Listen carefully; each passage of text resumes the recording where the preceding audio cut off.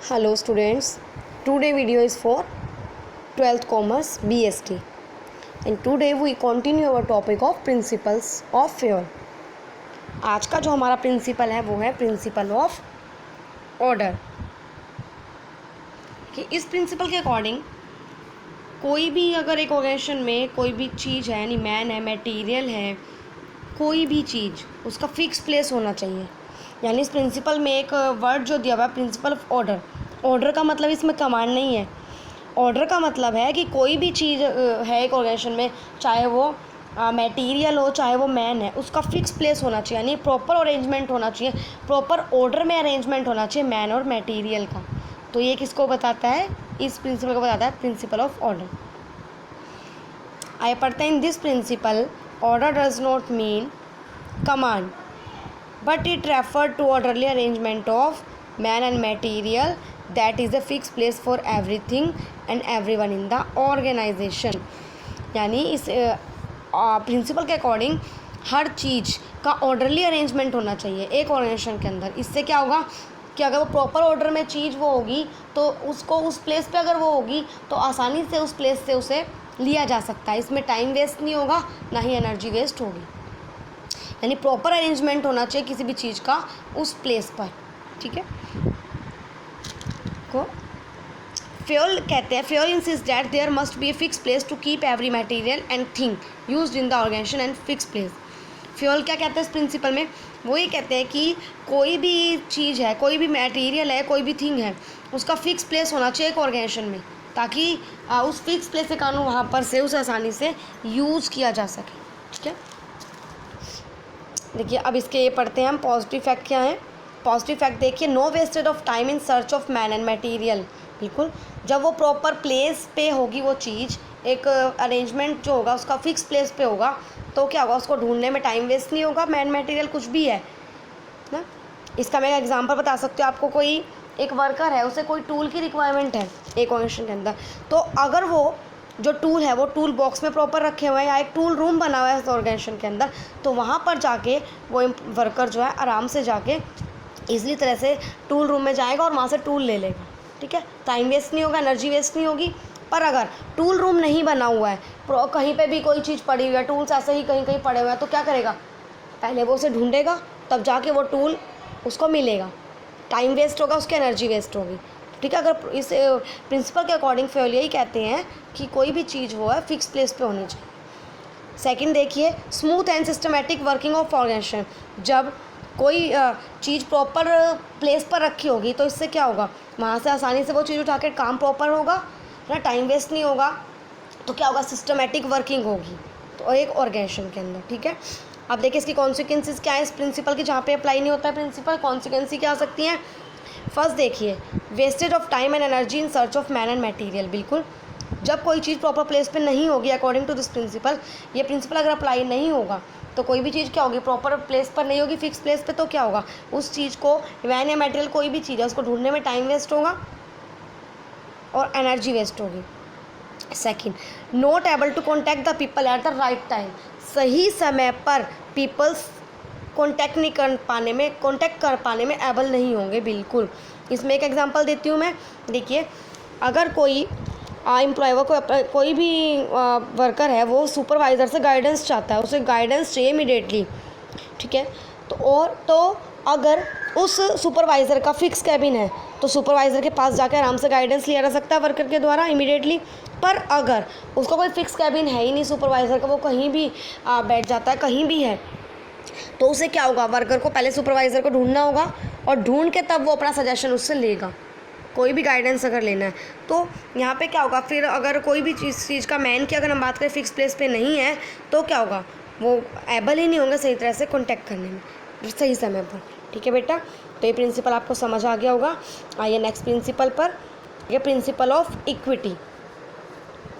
इसमें इस प्रिंसिपल के अकॉर्डिंग देखिए क्या है, इस प्रिंसिपल के अकॉर्डिंग मैनेजमेंट का जो ये प्रिंसिपल है कि इक्विटी का मीनिंग है इक्वलिटी, कि लिखा हुआ भी है, equity refer to kind fair and just treatment to employees. यानी सभी एम्प्लॉयज़ के साथ अच्छा और फेयर ट्रीटमेंट होना, सबके साथ एक जैसा फेयर ट्रीटमेंट होना, ये प्रिंसिपल कहता है।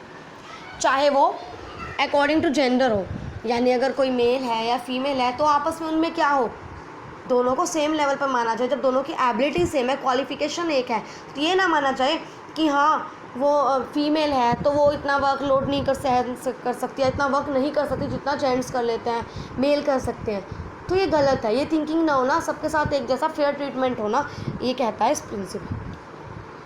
देखिए, equity means no discrimination on account of sex, religion, language, caste, belief और nationality.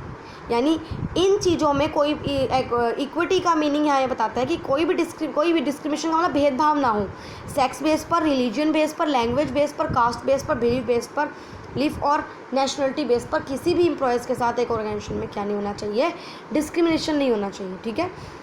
The working environment of any organisation should be free from all form of discrimination. यानी हर तरह के डिस्क्रिमिनेशन, एक भेदभाव से क्या होना चाहिए, फ्री होना चाहिए एक organisation. And the principle of justice and fair pay should be allowed. और फेयर पे और फेयर जस्टिस उनको क्या हो, इस प्रिंसिपल के अकॉर्डिंग पे हो। ठीक है। तो यही प्रिंसिपल में बताना चाहते हैं। अब इक्विटी की एक और बात बता दूं मैं इसमें कि इक्विटी का मीनिंग सिर्फ हम ये नहीं कह रहे कि सबके साथ, मैंने जैसे कहा, इक्वल बिहेव होना चाहिए, इक्वल काइंड फेयर ट्रीटमेंट होना चाहिए। अब ये नहीं कि इक्विटी का मीनिंग ये भी नहीं है कि वो कह रहा है कि इस प्रिंसिपल के अकॉर्डिंग इक्वल सैलरी दी जाए पीएन और सुपरवाइज़र को, ये बात भी हम नहीं कह रहे। सैलरी अगर पे हो रही है वो उनकी क्वालिफिकेशन के अकॉर्डिंग हो रही है। ठीक है। तो इक्विटी का मीन यहाँ पे क्या कहा गया कि application of same disciplinary rules, यानी सबके साथ सेम रूल अप्लाई हो। डिसिप्लिनरी रूल जो है या किसी भी तरह का कोई रूल है वो जेंडर या फिर सेक्स या रिलीजन बेस पर उनके साथ भेदभाव ना हो। ये आपको समझ आ गया होगा। ठीक है। अब देखिए इसके पॉजिटिव इफेक्ट क्या है इस प्रिंसिपल के, कि एम्प्लॉयज़ गेट सेटिस्फाइड। बिल्कुल, जब उनके साथ फेयर ट्रीटमेंट होगा, जस्ट फेयर काइंड ट्रीटमेंट होगा, तो एम्प्लॉयज़ क्या होंगे, सेटिस्फाइड होंगे अपने उस ऑर्गेनाइजेशन से। देखिए second, motivate the employees and boost up the moral of the employees. बिल्कुल, जब वो सेटिस्फाइड होंगे तो वो क्या होंगे, काम के लिए एम्प्लॉयज़ क्या होंगे, मोटिवेट होंगे और अच्छा काम करेंगे, और बूस्ट होगी उनकी मोरल एम्प्लॉयज़ की। ठीक है। वो अपना बेस्ट एंड बेस्ट देने की कोशिश करेंगे। नेक्स्ट, कॉन्सिक्वेंसेस क्या आ सकती है। देखिए, अगर ये प्रिंसिपल जहाँ अप्लाई नहीं होते ऑर्गेनाइजेशन में तो कॉन्सिक्वेंसेस क्या आ सकती हैं। फर्स्ट, डिससेटिस्फैक्शन इन एम्प्लॉयज़। बिल्कुल, जहाँ पे प्रिंसिपल अप्लाई नहीं होता तो वहाँ पे क्या होगा, एम्प्लॉयज़ के माइंड में क्या रहेगा, वो सेटिस्फाइड नहीं होगा, डिससेटिस्फैक्शन रहेगा एम्प्लॉयज़ में।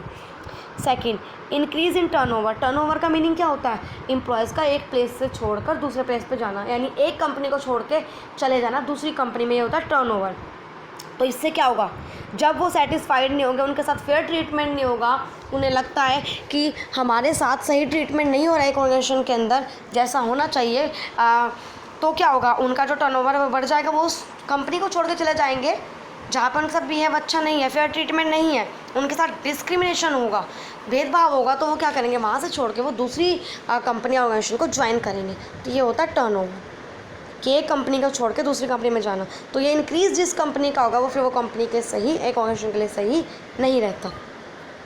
Third, unhealthy relation between superior and subordinate. अब सुपीरियर और सुबॉर्डिनेट्स के बीच में क्या होगा, इससे उनका जो रिलेशन है वो सही नहीं होगा, जहाँ पर क्या होगा, भेदभाव होगा आपस में, तो उनके बीच में फेयर ट्रीटमेंट नहीं होगा। ठीक है बेटा। अगला देखिए, एक प्रिंसिपल और आज करते हैं। नेक्स्ट है stability of tenure of personal. Personal का मतलब यहाँ पे एम्प्लॉयज़ से लिया गया है। ठीक है। अब स्टेबिलिटी होना एम्प्लॉयज़ की एक ऑर्गेनाइजेशन के अंदर। ठीक है। देखते हैं इस प्रिंसिपल में क्या बताया गया। According to this principle the management must provide the feeling of job security. यहाँ पे मेन पॉइंट क्या है कि जो एम्प्लॉयज़ यानी जो काम कर रहे हैं उनके अंदर जॉब सिक्योरिटी होनी चाहिए। एक ऑर्गेनाइजेशन में तभी वो टिकते हैं जब उन्हें यहाँ पे लगता है कि हमारी जॉब सिक्योर है। ठीक है। जॉब सिक्योर होने पर वो सेटिस्फाइड होते हैं उस ऑर्गेनाइजेशन से और वो अपनी बेस्ट एंड बेस्ट को देने की कोशिश ऑर्गेनाइजेशन के लिए करते हैं। Because with the feeling of insecurity for the job the employees can not contribute their maximum. बिल्कुल ठीक। अगर एक किसी भी ऑर्गेनाइजेशन के अंदर एम्प्लॉयज़ के अंदर इनसिक्योरिटी है अपनी जॉब की, तो वो अपना बेस्ट एंड बेस्ट देने की वहाँ पे कोशिश नहीं कर पाएंगे, कितनी भी अच्छी तरह कर ले नहीं दे पाएंगे, क्योंकि उनके माइंड में एक डर रहेगा कि हमारी जॉब यहाँ पर सिक्योर नहीं है। ठीक है। तो ये पॉइंट थोड़ा सा इससे रिलेट करता हुआ जो मैंने अभी आपको टर्नओवर बताया। ठीक है। तो ये अगर हम बात करते हैं, अगर उनके माइंड में है कि हमारी जॉब सिक्योर है तो उनकी टर्नओवर जो है वो टर्नओवर की रेशो इंक्रीज़ होगी, और ये जो टर्नओवर है ये ऑर्गेनाइजेशन के लिए बैड सिचुएशन है, अच्छी सिचुएशन नहीं है। ठीक है बेटा, ये आपको समझ आ गया होगा ये। तो इसमें इस प्रिंसिपल के अकॉर्डिंग यही है कि टर्मिनेशन नहीं होना चाहिए या ट्रांसफ़र जल्दी से जल्दी नहीं होना चाहिए एम्प्लॉयज़ का। मैनेजमेंट को इस प्रिंसिपल के अकॉर्डिंग मैनेजमेंट को एक जॉब सिक्योरिटी एम्प्लॉयज़ के अंदर बना के जॉब सिक्योरिटी की जो फीलिंग है एम्प्लॉयज़ के अंदर बनानी चाहिए, ताकि उन्हें लगे कि हमारी जॉब सिक्योर है, हमारी जॉब क्या है, फिक्स है, और वे अपना कंट्रीब्यूशन जो है मैक्सिमम देने की कोशिश करें। देखिए पॉजिटिव इफेक्ट क्या है इस प्रिंसिपल के, improves efficiency level of employees. बिल्कुल, जब उनकी जॉब सिक्योरिटी उनके माइंड में होगी तो क्या होगा, उनका एफिशिएंसी लेवल क्या होगा एम्प्लॉयज़ का, बढ़ेगा, इम्प्रूवमेंट होगी। Second, no wastage of time and resources, इससे क्या होगा, टाइम वेस्ट नहीं होगा, वो अपना फुली जो है वो कोशिश करेंगे देने की एक ऑर्गेनाइजेशन के अंदर। टाइम और रिसोर्सेज की वेस्टेज बिल्कुल नहीं होगी जब वो अपना फुली एफिशिएंसी एक ऑर्गेनाइजेशन के अंदर देंगे। ठीक है, आप देखिए कॉन्सिक्वेंसेस क्या आ सकते हैं इस प्रिंसिपल की, कि wastage of resources in learning the new job. बिल्कुल, अभी जैसे ऊपर पॉइंट, अब जैसे कि मैंने इसमें बात की थी टर्मिनेशन और ट्रांसफ़र की, अभी बताया था जब मैंने आपको, अगर जल्दी जल्दी एक ऑर्गेनाइजेशन के अंदर एम्प्लॉयज़ का क्या हो रहा है, ट्रांसफ़र हो रहा है कि उन्हें यहाँ से दूसरी जगह ट्रांसफ़र कर दिया जाए, यहाँ से तीसरी जगह ट्रांसफ़र कर दी जाए कंपनी के द्वारा, तो क्या होगा, फिर जहाँ पे वो नए जाएंगे, यानी आज यहाँ पर हैं, कल उनका ट्रांसफ़र मुंबई की जो ब्रांच है वहाँ पर कर दिया जाए, तो क्या होगा, अब वो यहाँ पे इस ब्रांच में अपना सही तरह से काम कर रहे थे, अब उनका मुंबई में जब ट्रांसफ़र हो गया तो वहाँ पे वो कुछ वहाँ पे जल्दी से एडजस्ट नहीं हो पाएगा, वहाँ के एनवायरनमेंट के अकॉर्डिंग वो ढल नहीं पाएगा, वो वहाँ पर फिर सीखेगा, अब न्यू जॉब वहाँ पर करेगा तो वहाँ पे सीखेगा, तब जाके वहाँ पे वो एडजस्ट होगा। तो इससे क्या होगा, वेस्टेज ऑफ रिसोर्सेज होगा, नया नया सीखेगा तो रिसोर्सेज का वेस्ट होगा और टाइम भी वेस्ट होगा। ठीक है बेटा, तो यहाँ पे यही पॉइंट यहाँ पे फॉलो हो रहा है कि वेस्टेज ऑफ रिसोर्सेज होता है लर्निंग द न्यू जॉब। वो कहीं जाके न्यू जॉब अगर कर रहा है तो वहाँ पे सीखेगा, सीखने में क्या होगा, वेस्टेज होगा रिसोर्सेज और टाइम का। Second, frustration and dissatisfaction among employees. बिल्कुल, उनके माइंड में फ्रस्ट्रेशन होगी और वो डिससेटिस्फाइड रहेंगे एम्प्लॉयज़, उनके माइंड में सेटिस्फैक्शन नहीं रहेगी जब उन्हें पता है कि हमारा यहाँ से ट्रांसफ़र हो जाएगा, उनकी जॉब जो है वो इनसिक्योर है, तो वो सेटिस्फैक्शन नहीं रहेगी उनके माइंड में, और वो फ्रस्ट्रेट होकर काम को करेंगे, जो कि एक ऑर्गेनाइजेशन के लिए फ़ायदेमंद नहीं है। बेटा, तो आज हमने 3 प्रिंसिपल पढ़े हैं, बाकी जो प्रिंसिपल है वो हम नेक्स्ट वीडियो में पढ़ेंगे। जितना आज आपको कराया गया है इसे अच्छी तरह से रीड आउट करें और अपने नोट्स प्रिपेयर करें। Thank you.